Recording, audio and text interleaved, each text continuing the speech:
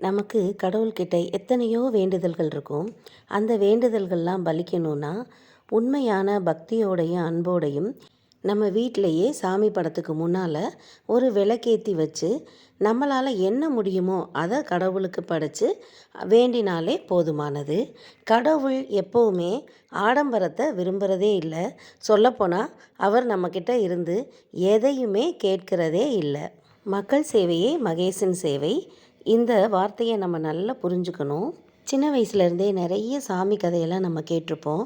திருவிளையாடற் புராணம் அதில் உள்ள ஒவ்வொரு கதையுமே மனித நேயத்தை தான் முன்னிறுத்துது, அன்பை தான் முன்னிறுத்துது. அந்த கதைகள் மூலமாக நம்ம தெரிஞ்சுக்கிட்ட இன்னொரு விஷயம் என்னென்னா, கடவுள் எப்போதுமே ஆடம்பரத்தை விரும்புகிறதே கிடையாது.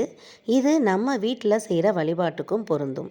நம்மளால் முடிஞ்சால் எல்லா வகையான வழிபாடுகளையும் செய்யலாம். அது முடியாதப்ப நம்ம வீட்டில் உள்ள சாமி படத்துக்கு முன்னால் ஒரு விளக்கேற்றி வச்சு கை கூப்பி நமக்கு வேண்டியதை கேட்கலாம், இல்லை கிடைச்சதுக்கு நன்றி சொல்லலாம்.